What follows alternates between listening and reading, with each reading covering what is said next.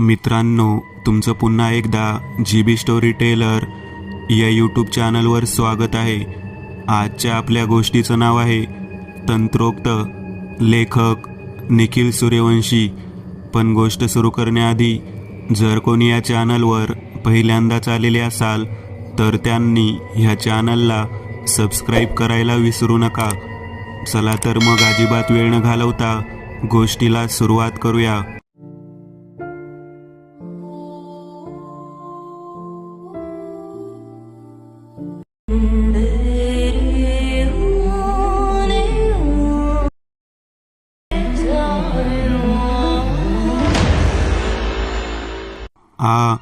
खूप डोकं दुखतंय स्वाती. पलंगावर पडलेला अजय डोके धरून कळवळत होता.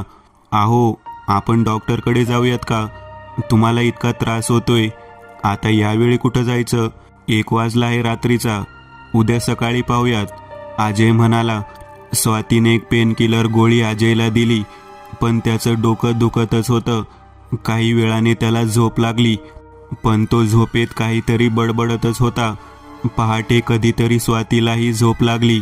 अजय आणि स्वातीचे लग्न होऊन काही वर्ष झाली होती. त्यांना 6 वर्षांची मुलगी होती, वेदिका. अजयला लहान भाऊ होता, मिहिर. त्याचे 1 वर्षापूर्वी रचनासोबत लग्न झाले होते. शिवाय घरात त्यांची आई आशा होत्या. एकूणच गेली काही वर्ष सगळं सुरळीत सुरू होतं. अजय आणि मिहिर दोघे मिळून लॅपटॉपचे मोठे दालन चालवत होते. दुसऱ्या दिवशी सकाळी उठल्यावर अजयला ताप भरला होता. स्वातीसोबत तो त्याच्या नेहमीच्या डॉक्टरांकडे गेला. तोपर्यंत त्याचा ताप काहीसा उतरला होता. तपासल्यानंतर डॉक्टरांनी त्याला इंजेक्शन दिले आणि काही गोळ्या लिहून दिल्या आणि काही रक्त तपासण्या करायला सांगितल्या. घरी आल्यावर त्याने ऑनलाईन ॲपमधून रक्त तपासणीसाठी ऑर्डर दिली. दुपारी रक्त तपासणी करण्यासाठी एक पुरुष त्यांच्या घरी आला. त्याने रक्त काढण्यासाठी सुई शिरेमध्ये घुसवली आणि खाली रक्त घेण्याची बाटली अटॅच केली. पण आश्चर्य म्हणजे अजयचे रक्त बाहेर येतच नव्हते. बराच वेळ प्रयत्न करून देखील त्याचे रक्त आलेच नाही. साहेब, मला काही कळत नाहीये. तुम्ही एक काम करा, दुसऱ्या कोणत्याही लॅबमध्ये जाऊन रक्त द्या. कदाचित तिथले कोणी सिनियर यात मदत करतील, तो पुरुष असं म्हणाला आणि निघून गेला. त्या दिवशी बाहेर जायचा अजयला कंटाळा आला. त्यामुळे तो रक्त तपासणीसाठी बाहेर कुठे गेला नाही. डॉक्टरांनी दिलेल्या इंजेक्शनमुळे त्याला काहीसं बरं वाटत होतं. रात्री जेवण केल्यावर त्याला अचानक ताप भरायला सुरुवात झाली. डॉक्टरांनी दिलेल्या गोळ्या खाऊन तो तसाच झोपला. रात्री त्याला अचानक कोणीतरी ओरडत आहे असा आवाज ऐकू आला. तो दचकून उठला. अजय, इकडे ये. विचित्र अशा घोगऱ्या आवाजात कोणीतरी त्याला बोलावत होतं. त्याने आजूबाजूला पाहिलं, पण कोणीच दिसत नव्हतं. ताप असल्याने त्याला कमालीचा थकवा जाणवत होता. पलंगावरून खाली उतरण्याची शक्ती देखील उरली नव्हती. तो तसाच पडून राहिला, पण ते आवाज येतच होते. तो कानावर हात ठेवून मान हलवत तसाच पडून राहिला. स्वातीला जाग आली तेव्हा तिने अजयला त्या अवस्थेत पाहिले. आहो, काय झालं? असं काय करताय? स्वाती, ते बोलावत आहेत मला. मी नाही म्हणालो, पण थांबतच नाही आवाज. अजय डोळे बंद करूनच बडबडत होता. कोण बोलावत आहेत? कोणी नाही इथे. आहे इथे, मला आवाज येतो त्यांचा. स्वातीने त्याला जवळ घेतले. कोणी नाही इथे, झोपा तुम्ही, मी आहे जागी. अजय तसाच असंबंध बडबड करत झोपला. दुसऱ्या दिवशी अजयला काहीसं बरं वाटत होतं. डॉक्टरांच्या ओळखीच्या एका लॅबमध्ये तो रक्त तपासणीसाठी गेला. तिथे त्याचे रक्त सहज निघाले. रिपोर्ट्स यायला वेळ लागणार होता. तो घरी आला. घरात सगळेच अजयच्या टेन्शनमध्ये होते. त्याचा ताप कमी जास्त होत होता. संध्याकाळी रक्त तपासणीचे रिपोर्ट आले. ते सगळे रिपोर्ट नॉर्मल होते. अजयला कोणताही आजार नव्हता. त्यामुळे घरातले सर्वजण निश्चिंत झाले. पण अजयला त्रास मात्र होत होता. संध्याकाळी हॉलमध्ये अजय, आशा, स्वाती बसलेले. तेव्हा स्वयंपाकघरातून रचना गडबडलेल्या अवस्थेत बाहेर आल्या. आई, तिथे आत भिंतीवर रक्त. काय म्हणते तू रचना? आशा यांनी विचारले. तिथे भिंतीवर रक्ताचे शिंतोडे आहेत. ते सगळे आत आले. स्वयंपाकघरात भिंतीवर अनेक ठिकाणी रक्त उडालेले. हे रक्त कुठून आले? स्वातीने विचारले. मला पण माहीत नाही आई, असं अचानक दिसलं. जाऊ दे, झालं असेल काहीतरी, मी पुसून घेते, स्वाती बोलली. भिंतींना लस्टर पेंट असल्याने ओल्या फडक्याने स्वातीने भिंत पुसून घेतल्या. रात्री काम आवरल्यावर सगळे आपल्या खोल्यांमध्ये झोपायला गेले. अजयची मुलगी वेदिकाही आशा यांच्यासोबत त्यांच्या खोलीमध्ये झोपायची. डॉक्टरांनी दिलेल्या गोळ्यांनी फरक पडेल अशी अजयला अपेक्षा होती. रात्री अचानक त्याला जाग आली आणि पुन्हा तेच आवाज यायला सुरुवात झाली. दुखणारे डोके आणि ताप वाढत होता. काय खरं आणि काय भास हे त्याच्या लक्षात येत नव्हतं. त्यावेळी त्याला पलंगाच्या समोर भिंतीच्या दोन्ही कोपऱ्यात उभा असलेल्या काळ्या आकृत्या दिसल्या. अर्धवट ग्लानीत असल्यामुळे तो त्या आकृत्यांना पाहून काहीतरी बडबडत राहिला. हळूहळू त्या आकृत्या पलंगाजवळ आल्या. अजयला ते सर्व दिसत होतं, पण त्याच्या अंगात काहीही करण्याची शक्ती उरली नव्हती. त्या आकृत्या त्याच्या वरती आल्या. त्याला समांतर अशा अवस्थेत त्या आकृत्या तरंगत होत्या. तेव्हा त्याला त्यांचे चेहरे दिसले. त्या दोघाही पुरुषांचे चेहरे पूर्ण पांढरे पडलेले. चेहऱ्यावर कसलेही भाव नव्हते. त्या दोघांनीही त्यांचे हात अजयच्या दिशेने केले. हळूहळू अजयचे कमरेपासूनचे शरीर वर उचलले गेले. त्याला काहीही करता येत नव्हते आणि अचानक वर आलेले त्याचे शरीर धाडकन पलंगावर पडले. दुसऱ्या दिवशी स्वातीला जाग आली तेव्हा अजय पलंगावरच होता. तिने अजयला उठवण्याचा प्रयत्न केला, पण तो अजिबात हालत नव्हता. त्याचे शरीर पूर्ण थंड पडलेले. तिने घरातील सर्वांना ओरडून बोलावले. सर्वांनी अजयला उठवायचा प्रयत्न केला, पण तो उठत नव्हता. सर्वांनी त्याला कसाबसा उचलून कारमध्ये ठेवला आणि त्याला घेऊन ते हॉस्पिटलमध्ये पोहोचले. डॉक्टरांनी तपासल्यावर समजले घरीच त्याचा मृत्यू झाला होता. त्या सर्वांना प्रचंड धक्का बसला. घरात मृत्यू झाल्याने पोस्टमॉर्टम करणे गरजेचे होते. मिहिरने त्या सर्व प्रक्रिया पूर्ण केल्या. सकाळ असल्याने पोस्टमॉर्टम लवकर झाले आणि दुपारनंतर अजयचे प्रेत घरच्यांच्या ताब्यात मिळाले. पोस्टमॉर्टम रिपोर्टनुसार मेंदूमध्ये ताप गेल्याने अजयचा मृत्यू झाला होता. घरातील सर्वजण धक्क्यात होते. सर्व विधी करून अजयला स्मशानात नेण्यात आले. त्याला स्टँडवर जाळण्यासाठी ठेवले होते. मिहिर सर्व विधी करत होता. त्यावेळी अचानक त्याचे लक्ष खाली असलेल्या सिमेंटच्या बारक्या ओट्याकडे गेले. तिथे आजची तारीख आणि अजय असे कोरलेले. ते पाहून तेव्हा मिहिर काहीच बोलला नाही. जवळपास 1 महिन्यानंतर स्वाती अजयच्या धक्क्यातून थोडी बाहेर आलेली. ती स्वयंपाकघरात काम करत होती आणि त्याचवेळी तिला भिंतीवर तसेच रक्ताचे शिंतोडे उडालेले दिसले. तिने घरातील सर्वांना तो प्रकार दाखवला. मला हे काहीतरी वेगळं वाटतंय, आशा म्हणाल्या. वेगळं म्हणजे? मिहिरने विचारले. म्हणजे घरात असे भयानक प्रकार घडत आहेत आई. त्यांना रात्री कोणीतरी आवाज द्यायचं, नुसते ओरडत असायचे. मला वाटायचं ते तापामुळे बडबडत आहेत. मला तुमचं पटतंय. तुम्हाला एक गोष्ट सांगितली नाही मी.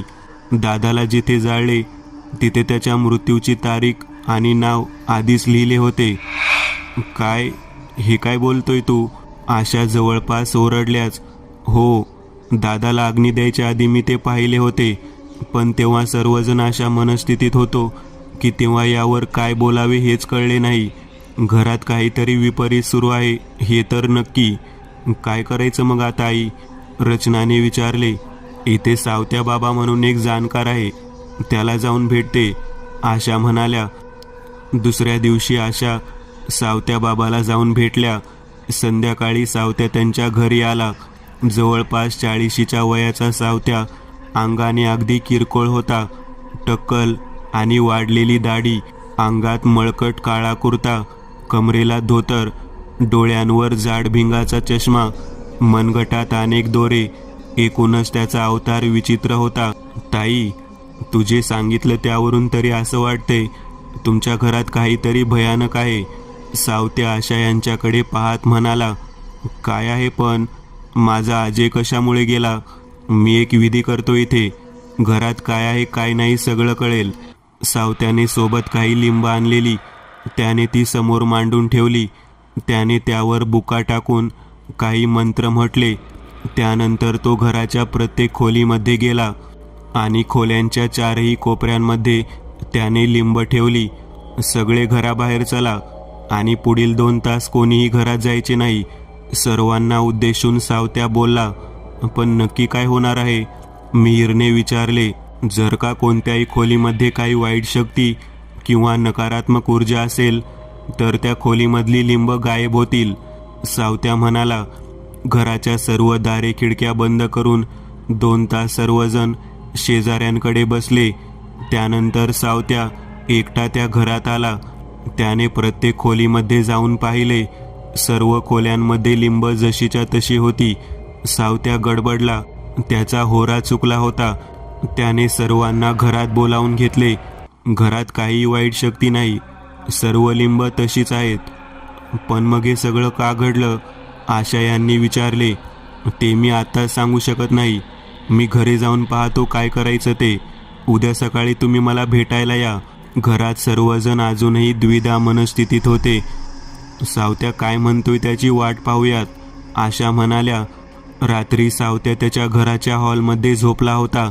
रात्री त्याच्या डाव्या पायात अचानक वेदना होऊ लागल्या. काय होतंय हे त्याला समजत नव्हतं. वेदना अगदी जीवघेण्या होत्या. त्याला उठून नीट चालताही येत नव्हते. त्याच्या पायाच्या वेदना वाढतच गेल्या. अचानक त्याच्या डोळ्यासमोर अंधार दाटला. दुसऱ्या दिवशी आशा सावत्याच्या घरी पोहोचल्या तर घराबाहेर गर्दी होती. गर्दीमधून वाट काढत त्या पुढे गेल्या तर सावत्याच्या अंगणात त्याचे प्रेत ठेवलेले. बाजूला काही पोलीस उभे होते. तिथे सावत्याचा साथीदार वीरेंद्र उभा होता. आशा त्याच्या जवळ गेल्या. काय झालं रे वीरेंद्र? ताई, काही कळेना. सकाळी मी आलो तर तात्या दार उघडत नव्हता. मी दरवाजा तोडून आत गेलो तर पायाला रक्त लागले. तसाच हॉलमध्ये गेलो तर तात्याचे प्रेत अस्ताव्यस्त पडलेले. त्याच्या पायातून येणारी रक्ताची ओघळ दरवाजापर्यंत आले होते. काय झालं पायाला त्यांच्या? काय माहीत, असं पाय फुटल्यासारखा झाला होता. मी लगेचच पोलिसांना कळवले. त्याचा काही परिवार तर नाही. तुला काही समजलं तर मला येऊन सांग, आशा बोलल्या. घरात स्वाती आणि रचना दोघी काहीतरी बोलत बसलेल्या. वरच्या मजल्यावर 2 बेडरूम होत्या. घरात स्वाती आणि रचना दोघी काहीतरी बोलत बसलेल्या. वरच्या मजल्यावर 2 बेडरूम होत्या.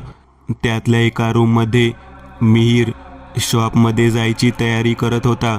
अचानक खाली बसलेल्या स्वाती आणि रचना यांना वरती काहीतरी पडल्याचा आवाज आला.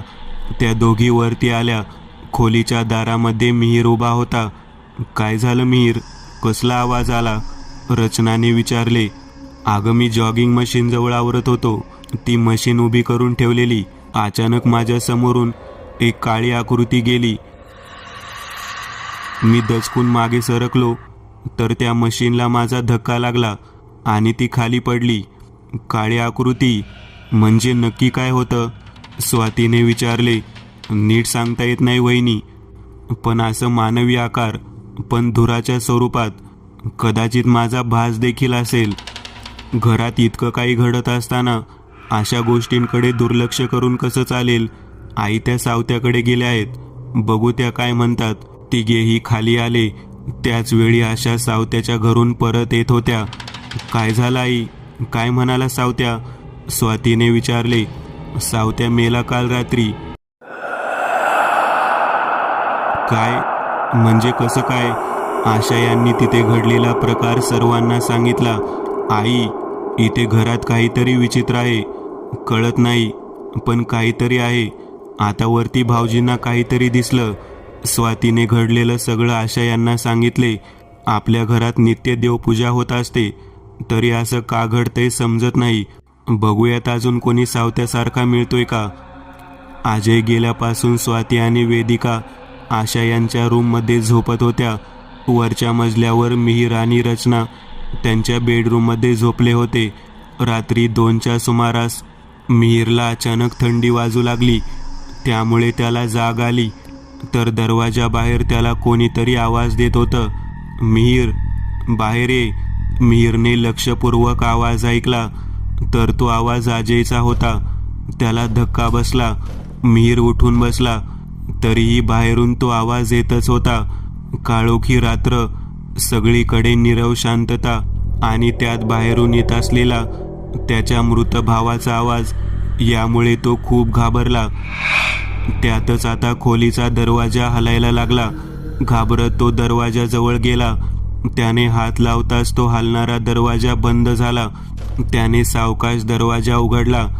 त्याला समोर कोणीच दिसले नाही, पण दरवाजाच्या बाजूला गुडघे मुडपून बसलेली एका पुरुषाची आकृती त्याला दिसली. दोन्ही हात डोक्याला लावून तो रडत होता. दादा, तू इथं? मिहिर बोलला. तो अजूनच भयानक रडायला लागला. त्या शांततेत त्याच्या रडण्याचा आवाज थरकाप उडवत होता. दादा, मिहिर परत बोलला. त्या आकृतीने डोक्यावरील हात काढला आणि मिहिरला भीतीचा धक्का बसला. त्याच्या डोक्यावर कवटी नव्हती. कानापासून वरती सरळ मेंदू दिसत होता. वेदनेने कळवळत अजयच्या त्या आकृतीने मिहिरकडे पाहिले. त्याच्या चेहऱ्यावर अतीव वेदना होत्या. डोळे पूर्ण लाल झालेले. त्याचे भिंतीला टेकून असलेले शरीर मिहिरच्या बाजूला कलंडले आणि त्याचा कवटी विरहित असलेला तो मेंदू खाली पडून मिहिरच्या पायाला येऊन धडकला. मिहिर दचकून जागा झाला. त्याला ओरडायचे होते पण आवाज निघत नव्हता. पण खूप थंडी वाजत असल्याने त्याने अंगावर ब्लँकेट गुंडाळून घेतले. त्याचे पाय पूर्ण थंड पडले होते. त्याला खोलीत धुक्यासारखं काहीतरी दिसायला लागले. हळूहळू धुकं काळपट बनले आणि त्याच्या चित्रविचित्र आकृत्या खोलीमध्ये फिरू लागल्या. त्याने थरथरत्या अंगाने कसंबसं रचनाला उठवले. रचना दचकून उठली. काय झालं रे मिहिर? रचना, खूप थंडी वाजते आणि पाय पूर्ण थंड पडले आहेत. त्यात बाहेरून दादाचा आवाज येत होता. काही कळेना. तू टेन्शन नको घेऊ. काही नाही होत तुला. झोप तू. उद्या डॉक्टरांकडे जाऊ. रात्रभर रचना त्याच्या डोक्याजवळ बसून राहिली. सकाळी मिहिरला जाग आली. त्याने पाय पलंगावरून खाली घेतले पण त्याचा एक पाय सुन्न झाला होता.